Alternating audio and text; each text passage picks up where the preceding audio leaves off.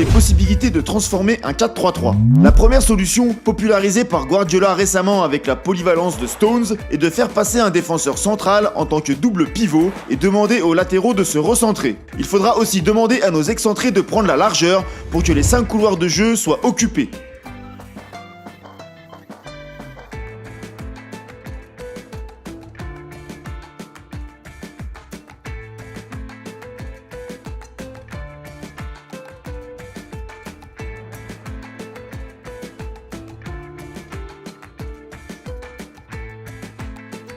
Seconde option, toujours avec la volonté de garder notre supériorité dans l'axe, avec cette fois-ci notre latéral qui rentre à l'intérieur.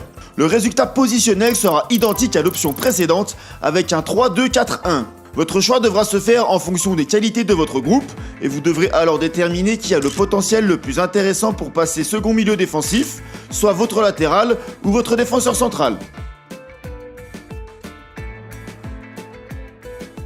Troisième possibilité avec l'ensemble des joueurs en périphérie qui se déplacent d'un cran pour se retrouver dans un 3-5-2. Cette alternative est intéressante si vous ne souhaitez pas chambouler votre organisation axiale, car elle vous permet de ne pas toucher au triangle du milieu de terrain. Il faudra juste bien vous assurer de la polyvalence de votre groupe, puisque plus de la moitié de vos joueurs seront dans un poste différent entre l'aspect défensif et offensif. Dernier cas, la possibilité de faire redescendre notre milieu défensif dans la ligne de relance et de transformer nos latéraux en pistons pour muter dans un 3-4-3. Cette option est de moins en moins utilisée car elle enlève un milieu de terrain au cœur du jeu. Cela peut être malgré tout intéressant si on demande à nos ailiers de rentrer dans les demi-espaces pour former une box à 4 joueurs et ainsi redevenir conquérants dans cette zone.